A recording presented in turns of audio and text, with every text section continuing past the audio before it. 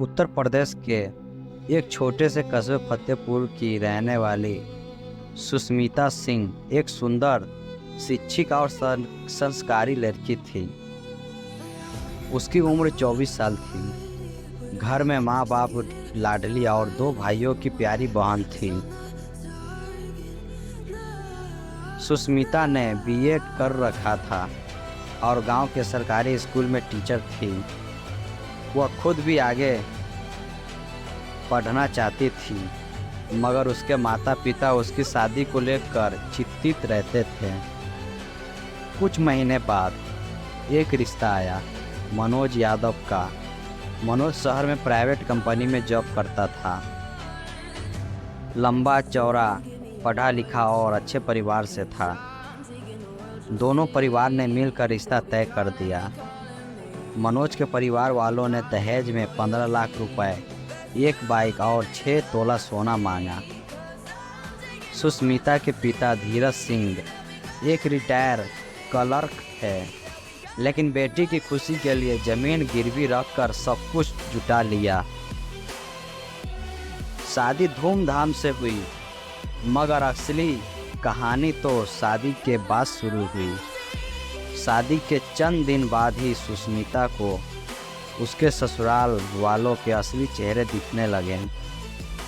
सास कमलेशदा देवी, जेठ विनीत और खुद मनोज हर रोज ताने देते, तेरे बाप ने बस इतना ही दिया, तेरे जैसी टीचर बहू से तो हमें और ज़्यादा उम्मीद थी। अगर और पैसे नहीं ला सकती तो यहाँ रानी बनकर क्यों बैठी है।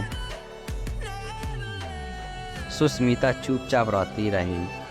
वह सोचती रही कि समय के साथ सब ठीक हो जाएगा, मगर नहीं, बात अब सिर्फ तानों से नहीं सीमित रही। शादी को 6 महीने ही हुए थे कि एक रात सुष्मिता के कमरे से तेज चीख सुनाई दी। पड़ोसी दौड़े तो देखा कमरे में धुआं और आग की लपटें उठ रही थी।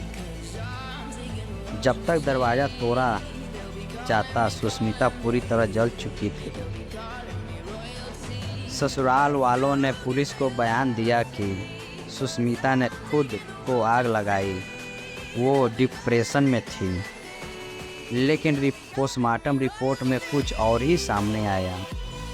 सुष्मिता के शरीर पर जलने से पहले की मारपीट के निशान थे और उसके हाथ पैर रस्सियों से बांधे हुए थे। साफ था कि उसे जबरन जलाया गया। सुष्मिता के माता पिता टूट चुके थे, मगर उन्होंने हार नहीं मानी। उन्होंने पुलिस में हत्या और दहेज प्रताड़ना IPC 498A 304B के तहत रिपोर्ट दर्ज कराई। मीडिया में यह सब कैसे फैला? फतेहपुर के शिक्षिका को दहेज के लिए जलाया गया। पुलिस जांच में सबूत मिले, व्हाट्सएप चैट, गवाहों के बयान, पड़ोसियों की गवाही और कॉल रिकॉर्डिंग, जिसमें मनोज अपनी माँ से कहता है, अब बहुत हो गया, अब ये लड़की नहीं रहेगी, सबक सिखाना होगा इसे। 6 महीने की सुनवाई के बाद कोर्ट ने मनोज, उसकी माँ कमलेश और जेठ विनीत को आजीवन कारावास की सज़ा सुनाई। न्याय हुआ, मगर एक मासूम जिंदगी की कीमत पर। सुष्मिता अब इस दुनिया में नहीं रही, मगर उसकी कहानी ने हजारों लड़कियों और परिवारों की आंखें खोल दी। उसकी मां ने सुष्मिता की याद में एक फाउंडेशन खोला, सुष्मिता शक्ति ट्रस्ट, जो दहेज पीड़िता महिलाओं को कानूनी सहायता और मानसिक सहयोग देता है। सुष्मिता की मौत ने पूरे परिवार को तोड़ दिया था, मगर सबसे ज़्यादा असर हुआ उसकी छोटी बहन पूजा सिंह पर। पूजा उस वक्त केवल 20 साल की थी और बीएड में पढ़ रही थी। वो सुष्मिता की परछाई थी, शांत, समझदार मगर अंदर से फौलादी। सुष्मिता की चिंता की राख अभी ठंडी भी नहीं हुई थी कि पूजा ने एक वादा किया, दीदी को मारने वालों को सिर्फ जेल नहीं, इस समाज से ख़त्म करवाऊंगी और एक भी बहन अब दहेज के लिए ना जले, ये मेरी कसम है। सुष्मिता के केस में जब कोर्ट ने तीनों आरोपियों को उम्र कैद की सज़ा सुनाई तो पूजा ने वहीं से अपने सफ़र की शुरुआत की। उसने अपने कॉलेज में एक छोटा सा कैंपेन शुरू किया। पूजा ने फ्री लड़कियों से मिलने की शुरुआत की। सोशल मीडिया पर एक्टिव होकर उसकी कहानियां सुनाने लगी और सरकारी अधिकारियों ने संपर्क करने लगी। वह कहती थी, सुष्मिता ने हमें जीना सिखाया था, अब मैं उसकी मौत को यूं बेकार नहीं जाने दूंगी। एक दिन पूजा को सुष्मिता का स्कूल बैग मिला जिसमें उसकी एक पुरानी डायरी थी। डायरी में सुष्मिता ने हर एक दिन की यातना लिख रखी थी।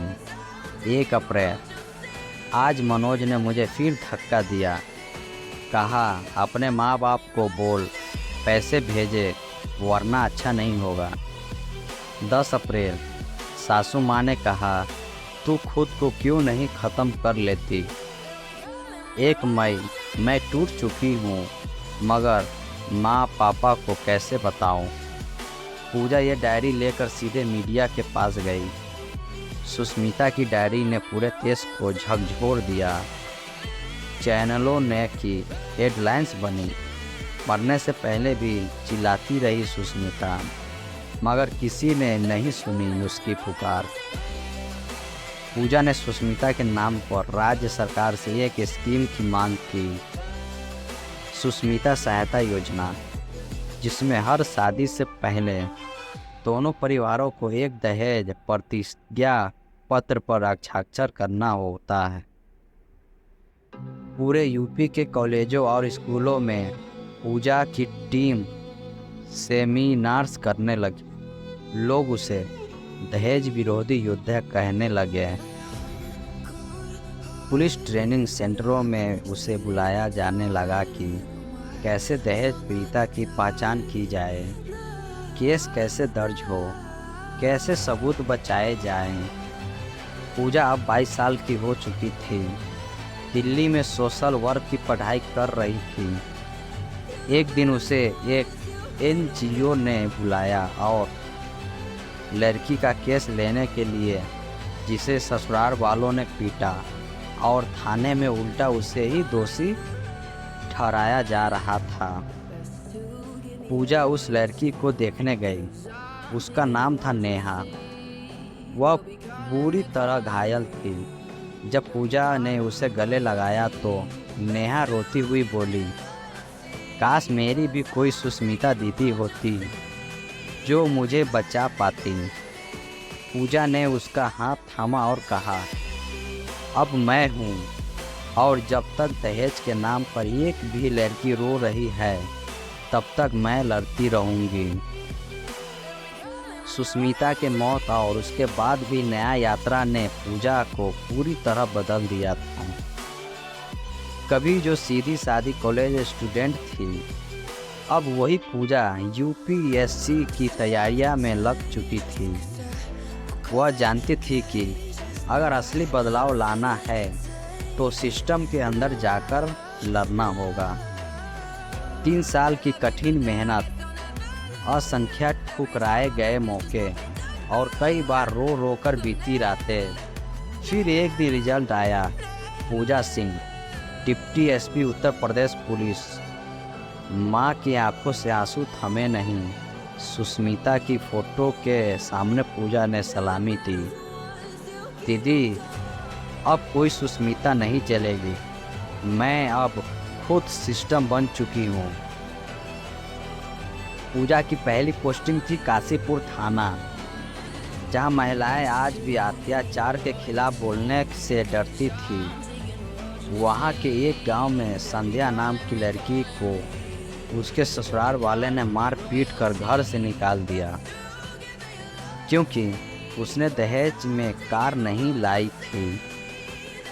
जब केस पूजा तक पहुंचा तो उसने खुद पीड़िता से मिलकर एफआईआर का दर्ज करवाई। पहली बार लोगों ने देखा कि एक महिला अफसर खुद थाने के सामने पीड़िता को बैठाकर न्याय दिलवा रही है। पूजा ने उस केस में ताबड़तोड़ कार्रवाई की। तीनों आरोपियों की गिरफ्तारी, कोर्ट में तेजी से चार्जशीट और 6 महीने के भीतर सजा। धीरे धीरे पूजा महिलाओं की रक्षक के नाम से पहचाने जाने लगी। उसने एक स्पेशल यूनिट बनाई, सुष्मिता टीम, जिसमें 5 महिला पुलिसकर्मी और 2 साइबर एक्सपर्ट थे।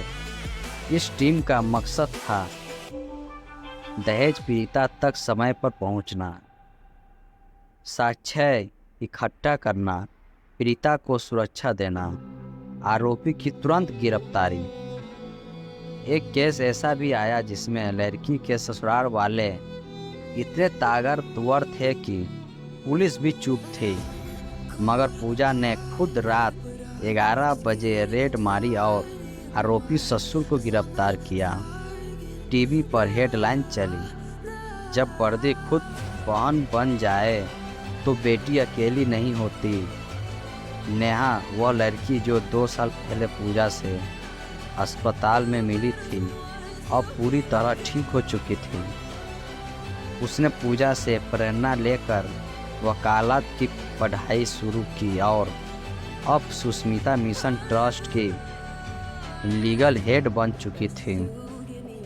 एक दिन नेहा ने पूजा से कहा, दीदी, आपने मुझे नया जन्म दिया है, अब मैं आपकी हर जंग में साथ रहूंगी। अब नेहा लड़कियों को कानूनी सिखाती थी और पूजा उन्हें सुरक्षा देती थी। सिर्फ बहनें नहीं थी, वे समाज का हथियार बन चुकी थी। उत्तर प्रदेश सरकार ने पूजा को महिला शौर्य पुरस्कार से नवाजा। राष्ट्रीय महिला आयोग ने उसकी सुष्मिता टीम मॉडल को पूरे देश में लागू करने की सिफारिश की। पूजा ने एक भाषण में कहा, मेरी बहन सुष्मिता को जिंदा जलाया गया, मगर उसकी राख से मैं पैदा हुई। आज मैं हर उस लड़की की बहन हूँ जो दहेज के नाम पर चुप है। याद रखना, जब एक बहन चुप रहती है तो कई और जलती है, मगर जब एक बहन लड़ती है तो पूरा समाज बदलता है। अब काशीपुर थाने की दीवार पर एक बड़ा बोर्ड लगा है, दहेज मांगना अपराध है, सुष्मिता की चुप्पी मत दोहराओ, पूजा की आवाज़ बनो। सुष्मिता की एक पीड़िता की थी, पूजा एक योद्धा बनी, नेहा एक मिसाल बनी। अब सवाल आपसे है, क्या आप अपने आसपास की सुष्मिता को पहचान पाएंगे? क्या आप पूजा बनकर उसके लिए लड़ेंगे? कमेंट में बताएं।